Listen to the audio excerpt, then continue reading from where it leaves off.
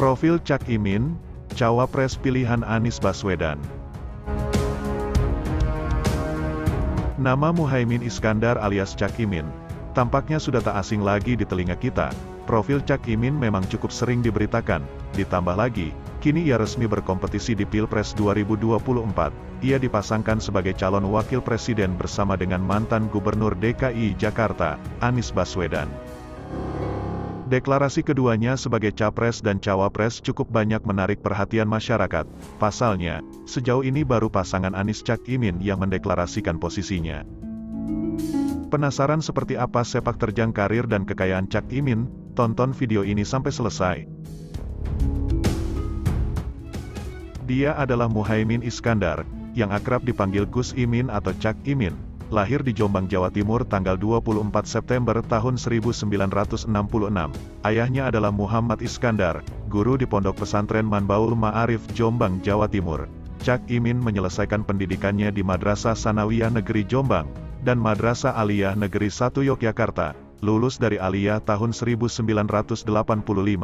Muhaimin melanjutkan pendidikan sarjananya di FISIP UGM dan selesai pada usia 26 tahun.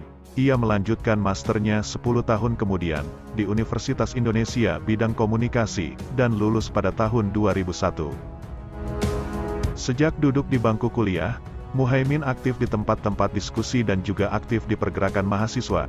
Dia bergabung di Pergerakan Mahasiswa Islam Indonesia atau PMII, dan terpilih menjadi Ketua Cabang PMII Yogyakarta pada tahun 1994 sampai tahun 1997. Selain itu, dia juga aktif di Komite Nasional Pemuda Indonesia, KNPI. Karir politik Muhaimin bersamaan dengan lahirnya era reformasi. Pada saat itu, tahun 1998, ia bersama tokoh-tokoh Nahdlatul Ulama termasuk Abdurrahman Wahid, pamannya, mendirikan Partai Kebangkitan Bangsa, PKB, dan ia ditunjuk sebagai Sekretaris Jenderal. Pada pemilu 1999, Muhaimin terpilih sebagai anggota DPR RI dari Partai PKB, di lembaga legislatif tersebut pada usia 33 tahun. Seperti ditulis di situs DPR, dia menjadi Wakil Ketua DPR RI tahun 1999 sampai tahun 2004. Dia termasuk pimpinan termuda di DPR yang pernah ada saat itu. Karirnya terus meroket seiring menjadi Ketua Umum PKB. Bersamaan dengan itu, pada pemilu 2004, Muhaimin terpilih kembali menjadi anggota DPR dan kembali menjadi Wakil Ketua DPR RI tahun 2004 sampai tahun 2009. Pada pemilu berikutnya, Muhaimin sukses untuk ketiga kalinya menjadi anggota DPR, dan kali ini dia diminta Presiden Susilo Bambang Yudhoyono untuk menjabat Menteri Tenaga Kerja dan Transmigrasi tahun 2009 sampai tahun 2014.